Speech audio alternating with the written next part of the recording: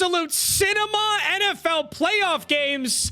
I don't even know which one to start with on this one. One thing that absolutely everybody and their mother has to admit is that this has been one of the best NFL entire seasons in recent memory. I mean, I get it. If you're like a Chiefs fan, okay, fine. But for everyone who is just a pure football enjoyer, and you can put your own team aside and just say, yes, this football has been amazing. This has been like the best season ever. I think we kind of got to start with this Bears-Rams game, and we're going to get the angle of Caleb Williams' touchdown throw from someone who is on the sideline recording with their iPhone. So it's the final play of the game, more or less. It's 4th and 8.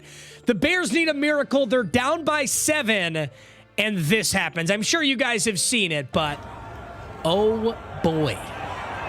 Oh boy, oh boy, he just airmails it. And that's in Soldier Field.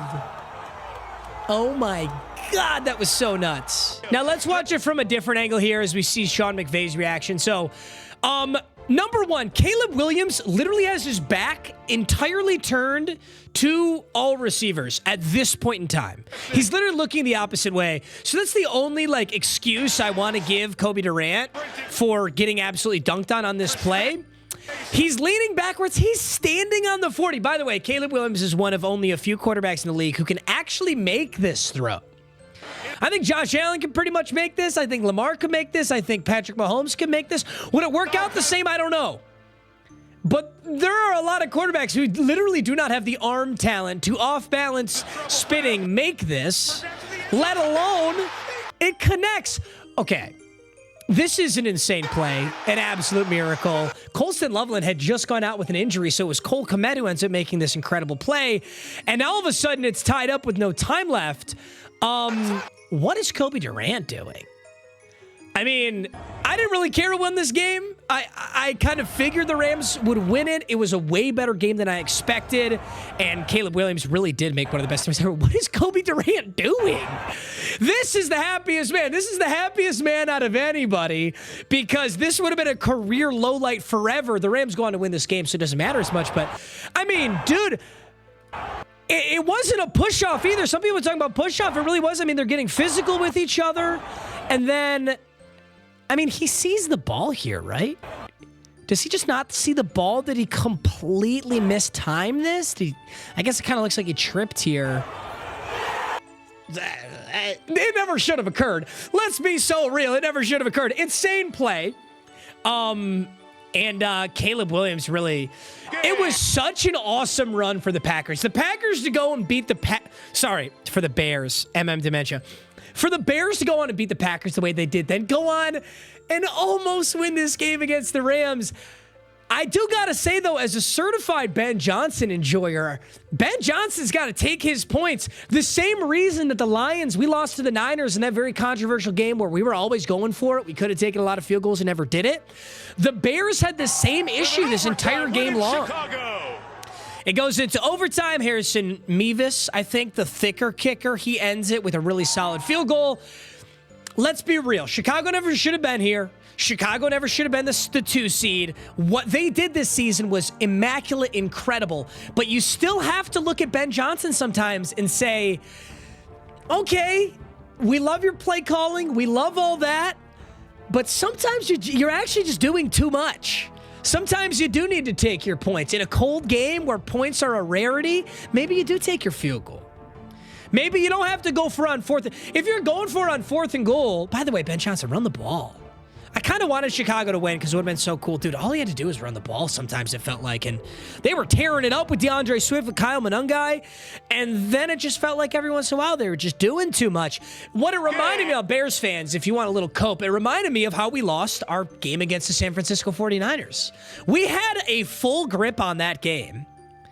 And we just never took our points, went for it every 4th down, and we ended up losing. I don't know. It's hard to say. It's a double-edged sword. Ben Johnson got you here clearly alongside Caleb Williams having a great season and a ton of 4th quarter comebacks. You live by the sword, you die by the sword. You live by the Ben Johnson, you die by the Ben Johnson.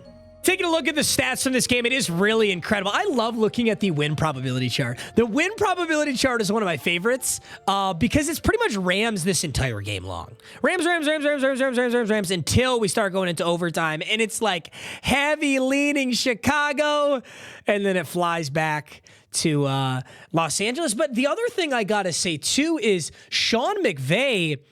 I don't think Sean McVay coached a very good game. I think for the way that Sean McVay and the Rams have been playing, I was kind of shocked to see how underwhelming it was for both teams. It was weird to see them throw, like they both threw 42 passes. Stafford throws 42, Caleb Williams throws 42, but the running backs were going off. I mean, average 4 yards a carry is not going off. Manungai was 2.8. Caleb Williams barely ever got out of the pocket. I was so shocked by that. I thought Caleb Williams was going to be taking off like crazy. 40 yards is still, I think he was projected like 23, so it's, or 20, so it's nothing crazy, but I don't know. It was just a weird game. It gave me a lot less faith in the Los Angeles Rams. I had them as my making it to the Super Bowl favorite in the NFC, but after watching that Seattle game, I'm like, I'm kind of spinning on my heels here. It was a very cold game, though, so I got to keep that in mind. Either way, Colson Loveland, I hope he is just fine. I was sad to see him come out because he was having a really good game. And then there was a really controversial play. The most controversial play... Well, actually, there was two. This is one of them. We're going to talk about Broncos Bills in a second, but more or less, the exact same play occurs in Broncos Bills, where there's a pass to a wide receiver. In this case, it's to Devontae Adams. The wide receiver goes down, and then in the scrum of catching it and going down, the DB rips it away from the wide receiver. And then the DB catches the football. Now, in the Broncos and Bills game, this exact same scenario, this was called an interception. In this game, it was called a catch. The only difference, truly, was what the on-field referee called. That was the only difference. They were like the exact same play, but the on-field referee in this game says catch, so it's a catch. And the on-field referee in Broncos Bills says it's an interception, so it's an interception. I don't want to go too deep onto that until we look at the Broncos Bills catch. So let's stay on topic and look at this Bears Rams game. I think the other very controversial piece of this game was overtime. So Caleb Williams had 3 interceptions in this game. If I was a certified box score enjoyer and I wanted to just come on here and talk shit about Caleb Williams, it wouldn't be hard because he has 2 touchdowns and 3 interceptions in the box score. But I think Caleb Williams played a really, really good game. I don't think these interceptions were particularly bad. And the one that ended the game was Chicago is marching. Los Angeles already had their possession. All Chicago needed was a field goal to win the game. And then this happened. We kind of got to watch it here. It's a little wonky. I don't want to listen to this cringy ass, YouTube short, but just watch with me here. So Caleb Williams airs this out, and if you're when you're watching it in real time, you're sitting there thinking, what the fuck? What the fuck? He threw the ball right to the Rams player. He threw it right to Cam Curl. The season's over. What the fuck is DJ Moore doing? What the fuck is DJ Moore doing on this play? He literally stops his route and starts jogging. What is he doing? Cam Curl's accelerating faster and diving on the football. Now, here's one thing that I truly don't understand. Is it the case that this DJ Moore route, as part of the playbook, is just not a route that's really intended to be open? Is he not ever looked at? That's the only excuse I can give to DJ Moore on it, because okay, bias out the way. I'm a Caleb Williams fucking glazer. But if DJ Moore keeps running, at least he has a chance for this football, right? I mean, quarterbacks throw contested passes to their wide receivers all the time. Wide receivers get paid to catch the football. So you would normally expect that if it's just a wide receiver and a DB in one-on-one, that the wide receiver is going to come down with it more often than not, and most of the time it's not going to be an interception. On this, he just stopped running, and this is what Caleb Williams had to say about it. Communication between him and I. Tried to flatten him off under the safety, and he kept it vertical from, what I saw. So I get exactly what he's saying. He thinks that DJ Moore is going to run under the safety, so he throws it under the safety. He's being a good teammate here. He's being a very friendly teammate here, saying DJ Moore is going vertical. DJ Moore's not going vertical. He's not running. He look at him. I mean, he completely slows up on this. Vertical. It's like he did not, under any circumstances, expect that the ball's coming his way. And now the other problem here is you probably shouldn't throw this football anyway. We got to blame Caleb Williams where you got to blame Caleb Williams, right? And blame Ben Johnson. Shouldn't be throwing here. Shouldn't be throwing this pass to DJ Moore. Cam Curl is locked in, dead set, right on Caleb Williams' eyes. You know what I saw on and you know, obviously in the moment. It was just so weird. I don't know what people's opinions are this, by the way. I do agree that they should have kept running, but I'm not going to go look at some YouTube Shorts comments. That sums this game up, though. It was an incredible, incredible game. The Bears, once again, they were like, it looked like they just lost the game, that they did some crazy shit in the fourth quarter, one of the greatest, craziest throws I've ever seen, and they low-key choked it in overtime, where that would have went down as probably one of the most historic playoff throws of all time to send a team to an NFC championship. They end up losing this thing. Caleb played Caleb Williams football. He's an incredible playmaker. He's just young, and he wants to make the play every single time, and he turns the ball over a little bit too much because of that. I think Caleb Williams will continue to be one of the best quarterbacks in the NFL for the next 10 years. The Mahomes era and all that, it almost, I don't know that it's already, it has not ended. Obviously, it hasn't ended, but there is a new era of quarterbacks in this league now, and that's the guys that are in the playoffs right now. That's the Bo Nix and the Caleb Williams and the Drake Mays. It's not just Josh Allen, Lamar, Joe Burrow, Patrick Mahomes anymore. That was the last 5 years. I think we're ushering into a new era, and I'm really excited about it. Now let's talk about Denver Broncos, Buffalo Bills. This is the play in question, and Deion Dawkins tweeted this, and then I think he deleted it. I don't know if he left it up. So we just watched that Davante Adams play, where Davante Adams catches it as he's going down. The DB rips it out, and they call it. This one was called an interception. This one's called the opposite way. Now I think what's really fucked up about this Bills-Broncos game is this entire game was ended based on 3 straight penalty flags, which is a shitty way to end every game. And to be real, they weren't bad penalty calls. I think they might have been called anyway. But the funny thing is not only does Denver take this football from Buffalo, and it is ruled in favor of Denver, but this also could have been called defensive pass interference. I mean, he's got an arm on him and an arm up, and the ball isn't there yet. This is defensive pass interference. You are face guarding a man with 2 arms inside his chest, and the ball hasn't got there yet. It's just so ironic that this game ended with so many flags. Once again, I'm biased. I wanted Josh Allen to go to the Super Bowl. I had a Buffalo, Los Angeles Rams Super Bowl. I'm happy for the Denver Broncos because it was a really, really cool, really good game, but ugh, what a horrible way for this game to have ended. But let's go one step at a time. Let's talk about this thing here. So Brandon Cooks has got the football. This, to me, looks exactly like that Davante Adams call. Bro caught the ball. It's undisputed. This guy said, what's so hard to comprehend about having to survive the ground through the catch? Well, the funny thing about this comment, what's so hard to comprehend about having to survive the ground through the catch? What's so hard to understand about it is the NFL themselves and NFL referees don't even agree with themselves on this. I mean, clearly you've got 5,000 Broncos fans or people who wanted the Broncos to win agreeing with a comment that says, you know, the ball didn't survive the ground through the catch, right? Guess the question really should be asked to NFL referees. What is so hard to comprehend about this? I think more than anything, what these two calls teach us about the National Football League is there's just an issue that individual human beings who will always make mistakes have way too much power in determining the outcome of an NFL game. This is supposed to be America's greatest sport, the most watched sport. And we've just got some dude out there who's like, yeah, that's a catch. Yeah, that's not. And that's just how you're going to deal with it. So this guy thinks the opposite, obviously. Bro caught the ball. It's undisputed. Was touched as he was on the ground. He's down by contact. Everything else at this point is irrelevant. I'm going to be honest. I agree with this. I think the Davante Adams catch was a catch, and I think the Brandon Cooks catch was a catch, and I think there shouldn't be this portion of time where you make a catch and then, I don't know. I think they're both a catch. That's my personal opinion on it. The point is that the own NFL referees are ruling differently on 2 exactly similar plays. Like, what are we doing? So that was probably the biggest talking point in the Broncos Bills game.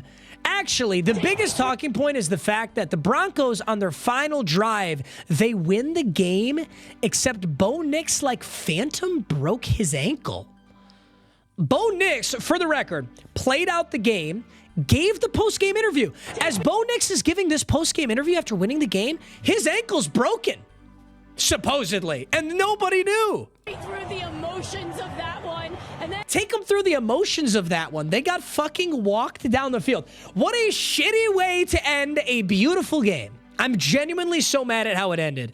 If the Broncos had just won on their game-winning touchdown, or the Bills had just won on their game-winning touchdown, it would have been awesome. But for this game to be absolute cinema, to then go into overtime on a controversial call, and then DPI them into field goal range, boo. That was whack. Nobody outside of a Denver fan is happy with the ending of this game. And guess what? You don't have a snowball's chance in hell of winning the Super Bowl because Jared fucking Stidham, who hasn't started a National Football League game in 750 days, is now your quarterback. This was the worst case scenario for literally everyone that enjoys football. This sucked. Uber mega sucked. Now, if Denver won and it was still Bo Nix, I'd honestly be cheering for them. I think Denver would have a pretty big edge on New England if Bo Nix was still playing, but he's not. So now we're going to get a Drake May versus Seattle Seahawks Super Bowl or Drake May versus Los Angeles Rams Super Bowl. If Denver pulls off the miracle with Jarrett Stidham, holy shit. Now, yes, we've seen it before. We saw Nick Foles do it. We saw Nick Foles do it with Philadelphia. But that team was so much better. That Philadelphia team was so much better than this Denver team. That's my personal opinion. Listen, Denver fans, I will happily be proven wrong. I will happily be proven wrong. I would love to see Jarrett Stidham win a Super Bowl. Unfortunately, I think they're going to get walked by the Patriots, and then the Patriots are going to get walked by whoever's in the NFC. Well, we played a really good football team. They played really well tonight. He's got a broken ankle during this, by the way. He's out for the season, broken ankle.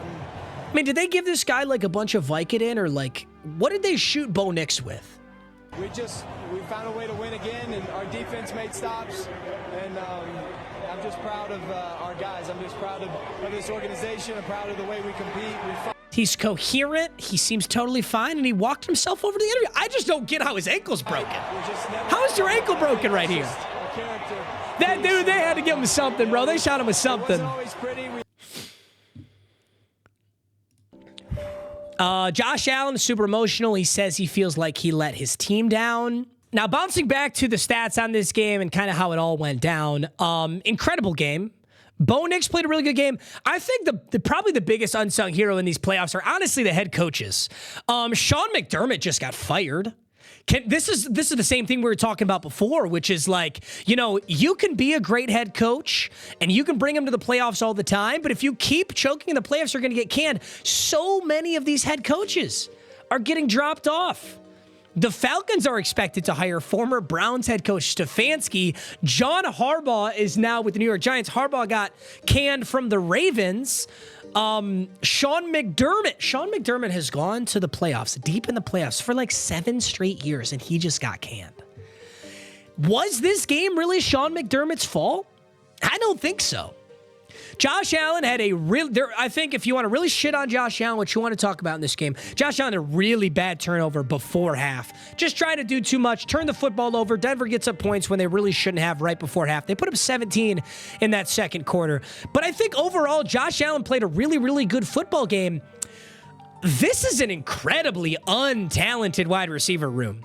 Khalil Shakir should not be your wide receiver one. Under no circumstances should Khalil Shakir be your wide receiver one. And frankly, I think Sean McDermott's a really good coach. I think the general management and who's deciding these contracts is making big mistakes. I mean, you've got Josh Allen, this multiple-time MVP quarterback. It's no different than what happened in Baltimore, how they can't get Lamar a true wide receiver one. How does Josh Allen not have a true wide receiver one? Why is Ray Davis out here going for 33 receiving yards? We got Dawson Knox and Dalton Kincaid catching more balls than anybody. Brandon Cooks, we're putting the fate of the season on Brandon Cooks. No disrespect. He's been awesome this season. He's made a ton of big plays. But Brandon Cooks is 32, and he's 5'10". Brandon Cooks is so far out of his prime, and that is fine. I like Brandon Cooks a lot. This is not a diss on Brandon Cooks. This is a diss on the Bills organization. Keon Coleman was their first pick, and this dude's been on the bench for personnel issues the entire season long. And this is who we're trying out here for Josh Allen. Makes me really, really sad. You look over on the other side, and you know what? You could damn near say the same thing. I just think Sean Payton is a better coach. And this Denver Broncos defense is absolutely immaculate. But listen, Buffalo can only get so many excuses for having not the most talented wide receiver room, when I think, yes, Josh Allen probably should have more talent. This Denver Broncos wide receiver room is not particularly talented. I like a lot of these guys. I like Marvin Mims. I like Cortland Sutton. I think R.J. Harvey in his rookie year has been good. Little Jordan Humphrey. Big Tutty had a little Jordan Humphrey. His dad's name is Big Jordan Humphrey. That's why he's named that. You're a fucking idiot if you believe that, for the record. Frank Crum, bro. Frank Crum caught a pass for 7 yards. He got a touchdown. You deserve to lose this game, Buffalo. Sean Payton gets a lot of shit. He's a ruthless head coach. He's a really good head coach. One thing I never want to forget and that I love to bring up whenever we talk about Denver, whenever we talk about Bo Nix, Sean Payton was shit on so bad for taking Bo Nix. And Sean Payton made it a huge deal. Sean Payton said that other teams, he was planting seeds in other teams' minds about how Bo Nix was bad so that he'd be able to draft him.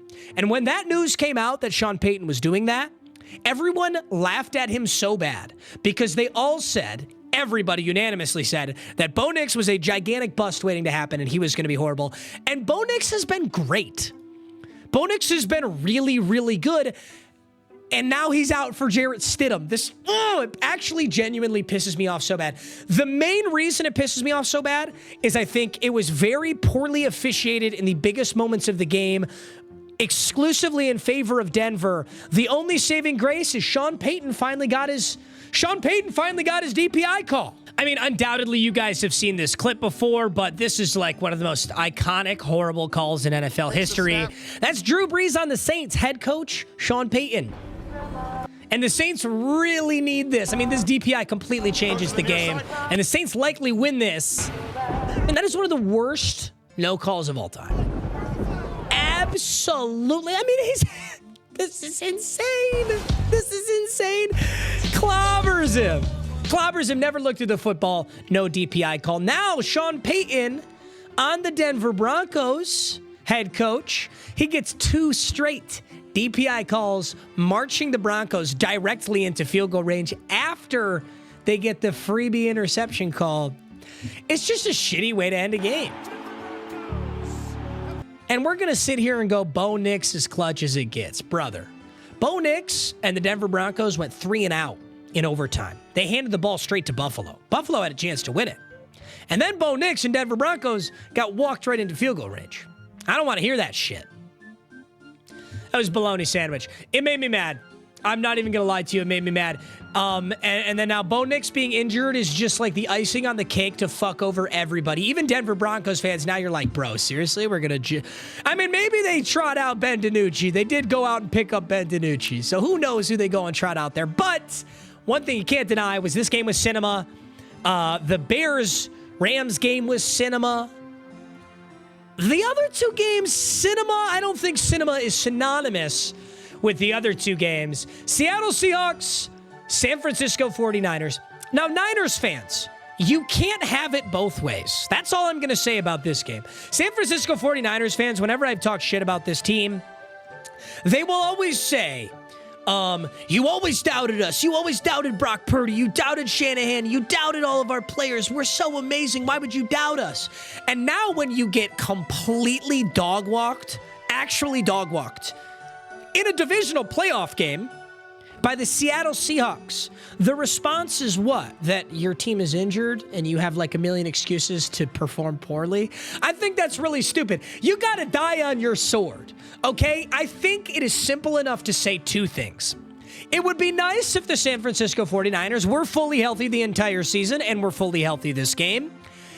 It's also okay to acknowledge that Seattle is super, super, super good. Seattle is so good. Right from the first kickoff, Rashid Shaheed, remember, Rashid Shaheed was on the Saints in the middle of the season.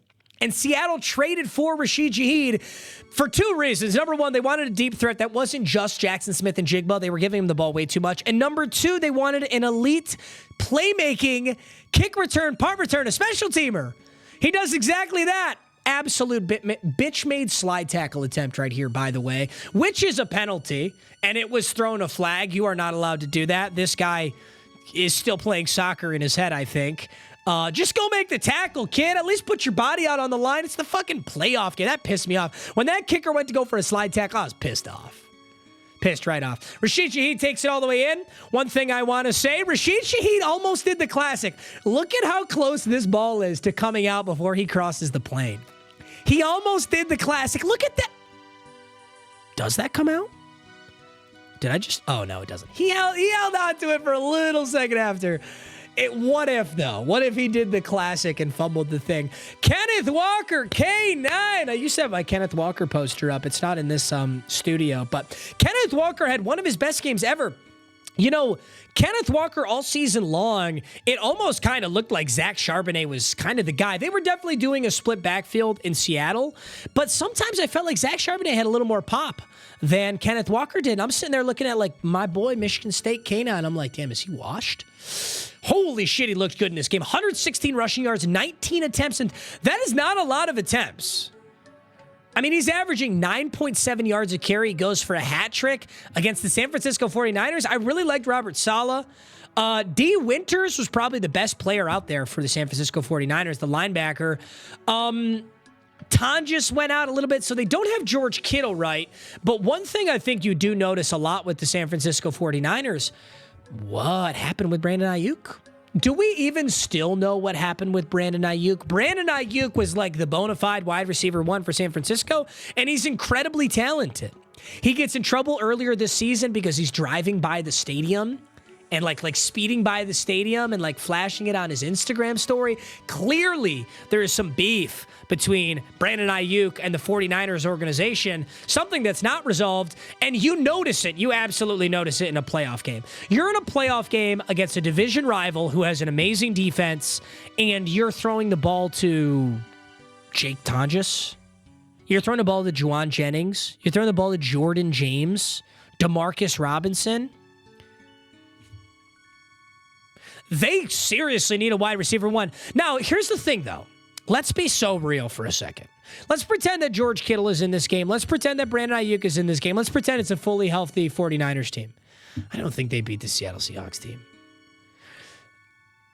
The funny thing about NFL playoffs, I think, though, is that Sam Darnold can walk out there and complete 12 passes for 100 yards and a touchdown and win 41-6. I mean, what the fuck is this? This is actually why I don't believe in Seattle to win the Super Bowl and why I don't believe in Seattle to beat the Los Angeles Rams. I think Matthew Stafford and the Rams will beat this Seattle team. You gotta just... Can the defense do this every single game? Maybe they can. And if they can, they're gonna win games. But at some point in the National Football League, you do need to lean on your quarterback to seriously, like, impact the game. And if they just, like, cakewalk Sam Darnold all the way there and he wins a ring, I'll be really shocked. I really will be. That's crazy. That's crazy. We're going to go out here and blame Josh Allen for losing that game, or we're going to go out here and just shit on CJ Stroud, he probably deserves it more than anybody. We're going to go out here and shit on Caleb Williams for these close games, and then we're going to call Sam Darnold God. We're going to call Sam Darnold, like, the GOAT. Bro. I understand I'm being a certified box score enjoyer, and frankly, like, it's a testament to how good this team is, but I need to see Sam Darnold legitimately impact a game and win it before I'm saying the Seattle's winning the Super Bowl. I still have the Rams beating the Seahawks in the NFC divisional playoffs. Despite my bracket being totally wrong, I do have this completely correct. Okay.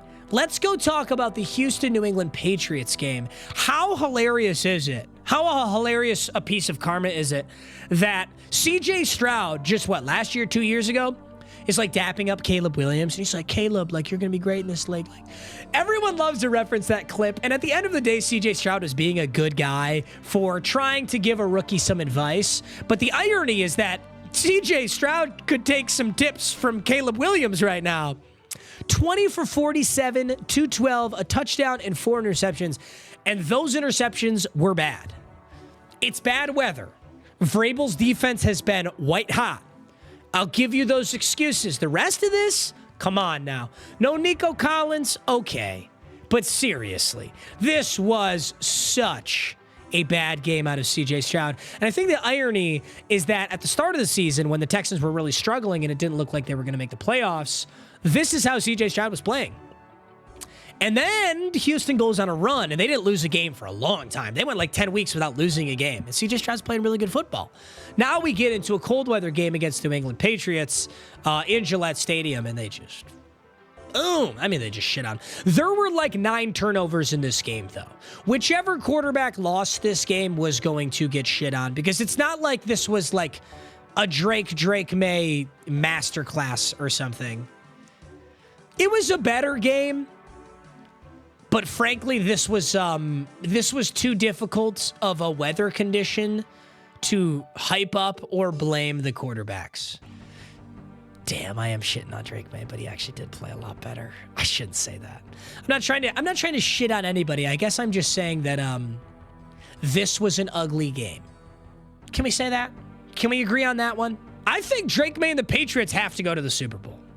How does this Patriots team lose to a Jarrett Stidham Broncos? How is that even possible? I don't think it's possible.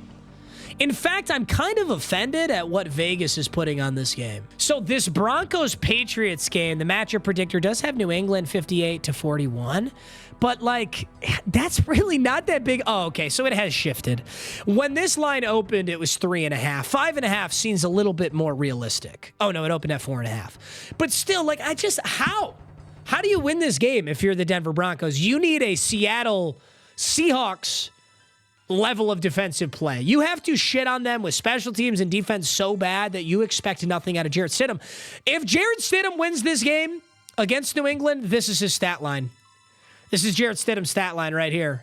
12 for 17, 124 yards, a touchdown, and no interceptions. That is how Jarrett Stidham...